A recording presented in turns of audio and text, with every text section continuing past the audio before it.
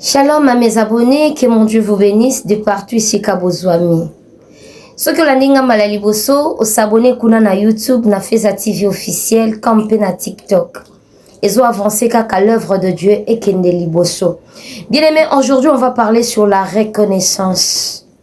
On va parler sur la reconnaissance. Vraiment trop bien. Il faut qu'on ait la reconnaissance. La reconnaissance, c'est la richesse. C'est l'état d'esprit de la richesse qui est na kati ya mutu.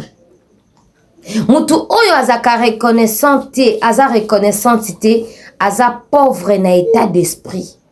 La reconnaissance, c'est la richesse. Eza bozui. Mutu aza reconnaissant, aza patron, aza patronne. Bien aimé, to sala bolamu. Sala mingi bolamu, tika ko sala mabe. Et aujourd'hui, dans lundi témoignage, il y a frère Nabiso Roger Baka a témoigné, bien aimé, mutuna mutazana histoire na ya vie. A témoigné, nini oyo sonika futa asala na parcours ya vie na ya souffrance. Sonika futa papa Nabiso azala ki pont kaka po lelo akoma Roger Baka a décortiqué, a explosé nyoso oyo. Ezalaki na kati na ye comme richesse, comme intelligence, comme sagesse, comme conseil et la parole de Dieu. Bien aimé, zala pon ya malamu pona mutu azana biloko ya bonzambe. Zala pon pona mutu oyo azana ba capacité à nourrir ba âme de Dieu, soutenir ye. Soutenir ye. Ce que soutenara mutu oyo aza riche. Et ça la paix bénédiction pour nayo, tantôt d'une manière, tantôt d'une autre.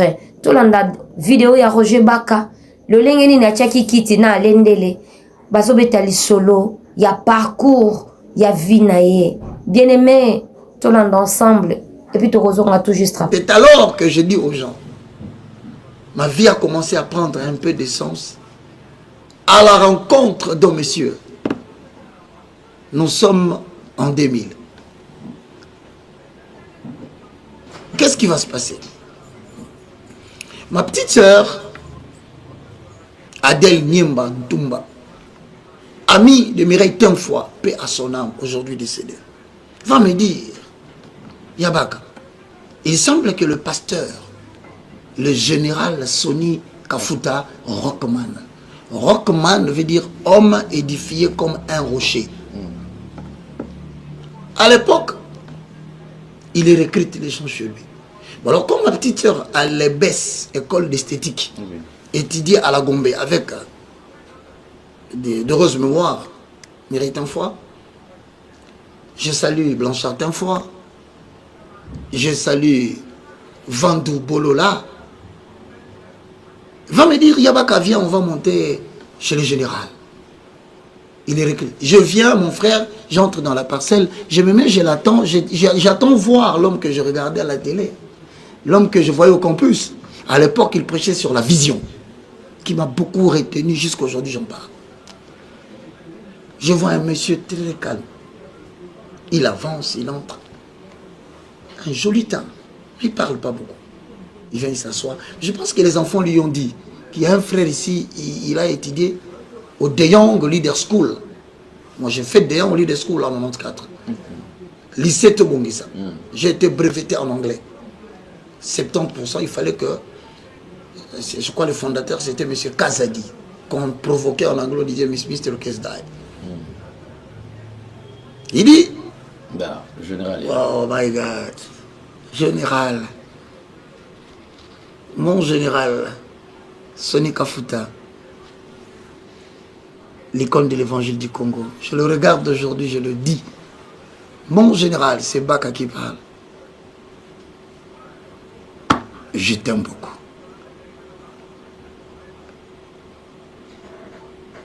Je t'aime, mon général. Il n'a pas prêté attention à mon extérieur, tout ça. Alain, il va me dire, bon, écoute, je te donne un travail. Je suis allé partout dans le monde chercher la machine qui peut commencer à interpréter le film nigérian. Anglais, lingala, je n'ai pas trouvé. J'ai dit, mon général, je suis la machine de l'interprétation. Mesdames et messieurs, il m'a donné la télé. Il m'a tout donné à la télévision. Et si aujourd'hui, je suis connu, oh bon Dieu, priez pour cet homme, le général Soni Kafuta Rakoman. Il m'a soutenu dans des moments difficiles. Le général Soni Kafuta Rakoman, je ne dis pas que lui c'est Dieu, non. Je dis la personne que Dieu a utilisée pour que vous voyez aujourd'hui Roger Baka à la télé, c'est le général Soni Kafuta Rakoman. Il était d'accord déjà le premier... Il m'a vu le premier jour, il me dit, viens demain. Et Alain Delé, je l'appelle toujours mon introducteur. Il a vu en moi la sommation des capacités que j'avais. Et il m'a donné l'opportunité. Je me rappelle le dimanche, avant que je ne passe de maladie, il passe dans les cultes, il dit, moi je l'appelle aussi Jean-Baptiste, l'homme qui m'a introduit. J'ai prié Dieu qu'il me bénisse beaucoup. Lui n'a pas besoin d'argent, il en a beaucoup. Que Dieu me bénisse qu'un jour je voie son enfant, que j'achète même un appartement. Il va dire à l'église, vous allez suivre demain. C'est lui, Alain. Tu auras toujours besoin d'un introducteur. Même dans le monde journalistique, même dans le monde de la politique, ce sont des gens à qui tu ne dois jamais tourner les dos. Tu ne peux jamais lui être ingrat. Parce que ce sont des gens qui viennent te trouver dans le néant. Mais il te propulse. Il fait ma promotion. Qu'est-ce que j'avais pour que lui parle de moi? Alors demain, le premier film que je vais lancer, Kereshika, que vous appelez Karashika. J'ai traduit le général épaté. Soni Kafuta Rakoman content. Mon seul souci, c'était de les voir contents. Ok. Je n'interprétais pas pour les gens à la maison. Moi, quand j'étais petit, j'ai dit, le général va voir aujourd'hui, je vais interpréter un film. Oh, bon Dieu. Alors, il monte le lendemain, on se retrouve, je pense à Nikis, Ferdinand Lula, Toubi Kouketuka, je pense à Théo Kani, je pense à tous ces mondes, à l'époque où nous étions nombreux. Alors, à la porte, il me dit, ah, je te vois dans mes débuts. J'étais comme toi. Il ne savait pas que ce qu'il venait de dire, ça valait plus qu'un salaire. Ah. Je rentre à la maison, je dis, maman,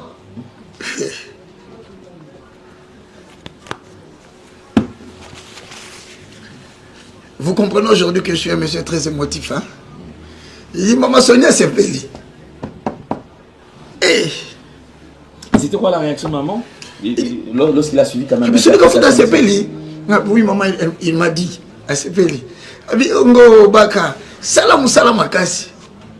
C'était pour moi la première fois.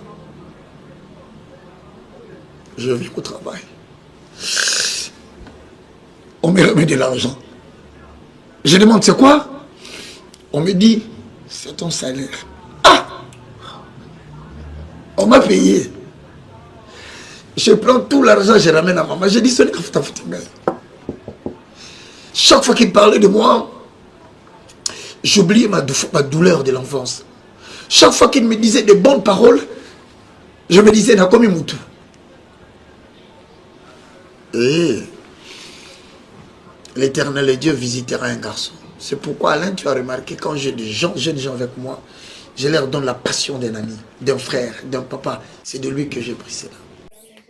Oui, nous sommes de retour avec plaisir. J'espère que Bolandi, témoignage à Roger Baka.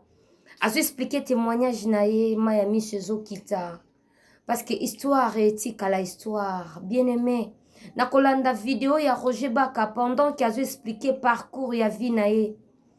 Place nini oya komela Roger Baka lelo. Ezapa papa na biso Soni Kafuta. Nzamba pambola e. Azalaki bénédiction. Pona mutu oyo nzambe aponaki. Azalaki bénédiction pona mutu azalaki na ba fruit ya bonzambe. Lelo Roger Baka asunga batu ebele. Lelo Roger Baka a défendu le christianisme. C'était à cause de notre papa Soni Kafuta.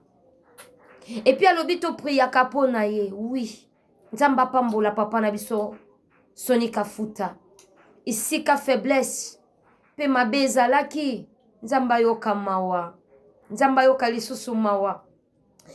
Bien-aimé, je vais te dire quelque chose. Pendant que Tabita akufaki, batunde ba intercéda ki pona Tabita, pona bolamu ya Tabita. Et Tabita c'est quoi qui? Tabita c'est quoi qui pona bolamu? Roger Bakalelo aleki apesi témoignage ya papa na biso Soni Kafuta na bolamu. Bolamu na point moko, tu sens que mutuaza étouffé na réalité ya vie. Tu sens que mutuaza na couloir. Il y a l'ombre de la mort, ndenge Psaume 23 ezoloba. Mais Soni Kafuta yaki na torche pour na ko éclairer. Et na opportunité wana nde wana biso Roger Bakalala kite a profité ki pour na ko exploser nyonso eza comme connaissance. Et mon frère yozo landanga ba peso ba piste ya ba opportunité mais ozwa tenter na témoignage à Roger Baka. Tu sens que mutu tango azwi opportunité et sengone ezalaki ke Soni Kafuta amonake machine oyo ya bandaki koluka ya interprétation ya anglais ezalaki na kati ya mutu ya Roger Baka. Bien-aimé, soutenir batu oyo baza na ba capacité, soutenir batu oyo même na kati ya église, bino ba pasteur, bino ba prophète, bino ba servante. Ozomona mutu oyo aza na ba capacité mais ozo étouffer yango, c'est la malédiction. Ko étouffer mutu oyo aza na ba capacité ya malamu te, ya malamu.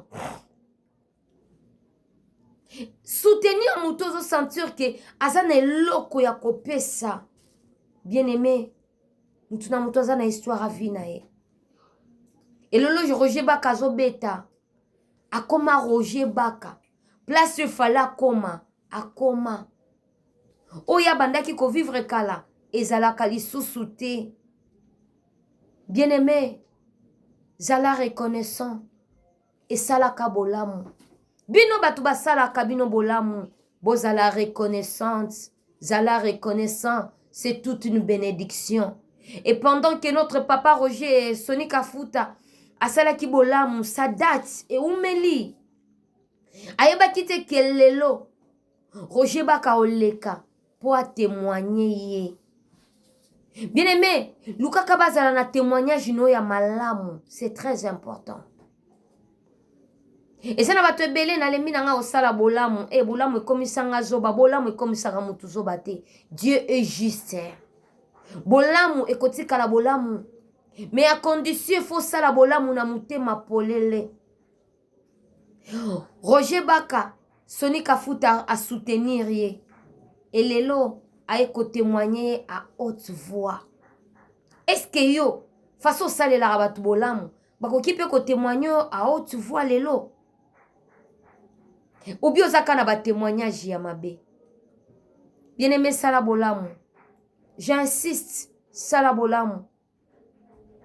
Bolamu efutaka. Bolamu esalaka ke mutu aumela na se ya moi. À condition ozo sala ngona hypocrisie. Mais ceux qui vraiment ozo sala bolamu na mutema no ya pembe. Ezalaka pe prière moko puissant. Na moment oyo soki ozo koka lisusu te, so talisi nzambe bolamu ebikisaka. Bandeko, histoire ba changeaka ngo te. Yo tikaka histoire nini na vie ya baninga. Pasteur na église ovivaka na ba brebi oyo nzambe apesa yo ndenge nini. Mama pasteur, mama prophétesse, évangéliste, tu vis comment? Na bato nzamba apesi yo na environnement o se comportara na bango ndenge nini? Est-ce que komaka histoire ya bolamu ou bien oza wana ozotika histoire ya méchanceté ya mutema mabe? Il faut que ça la bolamu. Yo boaka ba graine, boaka ba graine, boaka ba graine. Place ekobota ozala surpris. Ozala surpris. Mutu na mutu aza na histoire na ye. Asungaki na moment nini. Eza lokwa mukolo moko nabeta lisolo ya Sarah Maimona Bilaka les États-Unis. Sarah soutenanga na moment moko otali gauche, otali droite, tu vois rien du tout. Otali bolobi menga soukiti. Mais zamba sisite mutu moko de loin alobi intervenir awa. Nzamba sisitaka batu oyo, il faut bazala na cortège ya ba élu de Dieu. Il faut bazala na ba cortège ya histoire ya batu oyo nzambe apona. Soki nzamba tindo soutenir mutu abongo sepela. Parce que tango mutu azobeta lisolo film ezongi atie kombo na yo. Demande ya prière ezangaka te. Demande ya bénédiction na batu bakolanda histoire ezangaka te. Ngana témoigna pona Sarah Maimona Bilaka que je salue en passant. Na senganga bino que Dieu te bénisse. Ce qui peut tozobeta lisolo ya batu o basala yo mabe. Tango zolela maya miswana ezalaka na langage ya komodure bato basala yo mabe. Ezalaka na langage. Moni pendant que Roger bakazolela azotangisa maya miso ezobima maya miso ebima facilement. Maya miso wana ti azotémoigner azoloba to prier pour na Soni Kafuta na maya miso neza na langage liboso ya Nzambe. Bien-aimé sala bolamu.